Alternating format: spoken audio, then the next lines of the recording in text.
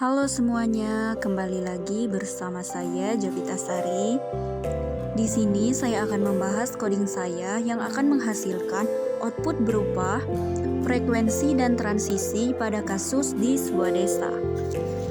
Langsung saja, sebelum memulai di sini saya mempunyai kasus di Desa Kerinci namanya, yang saya buat dalam bentuk CSV di Excel. Di sini ada 100 data yang akan saya kelola. Langsung saja kita lihat data yang akan saya kelola.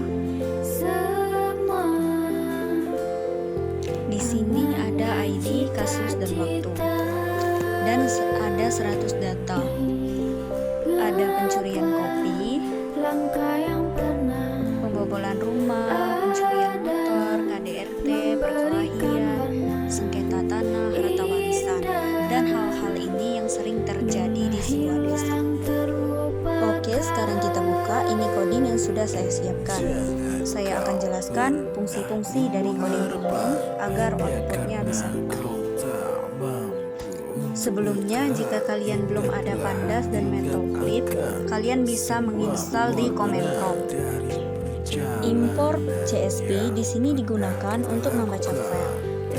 From collection, import the Matplotlib digunakan untuk menghitung frekuensi dan transisi.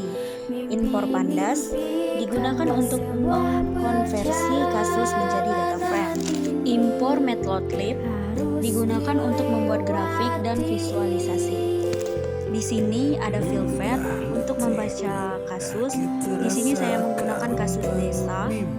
Jika kalian membuat, bisa gunakan nama file kalian sendiri. Di sini digunakan untuk menyimpan data ke dalam struktur yang mudah dianalisis. Membaca file. Setelah itu menganalisis frekuensi kasus. Di sini juga bisa tampilkan frekuensi kasus. Agar kasusnya keluar, ini tampilkan transisi dan frekuensi, visualisasi frekuensi kasus,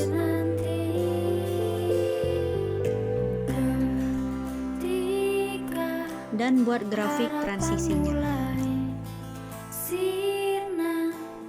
Dan hanya tinggalkan semua angan dan cita-cita. Langsung saja kita run. Nah, di sini ada frekuensi kasus di Desa Kerinci.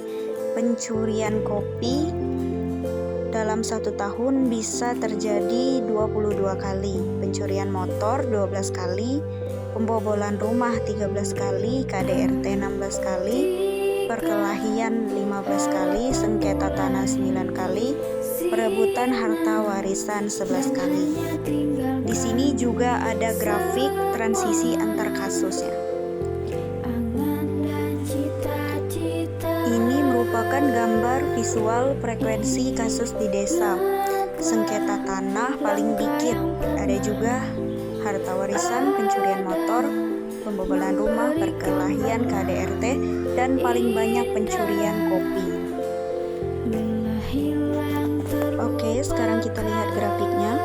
Di sini pencurian kopi bisa jadi ID yang sama dengan pencurian motor. Pencurian motor ID yang sama dengan pembobolan rumah. Di sini juga kasus KDRT dengan ID yang sama dengan perkelahian dengan ID yang sama dengan sengketa tanah dengan ID yang sama dengan harta warisan.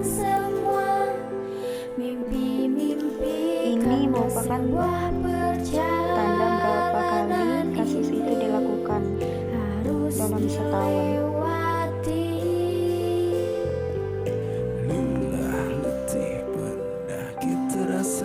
Sekian tutor dari saya. Mohon maaf jika ada kesalahan ataupun kekurangan. Saya ucapkan terima kasih.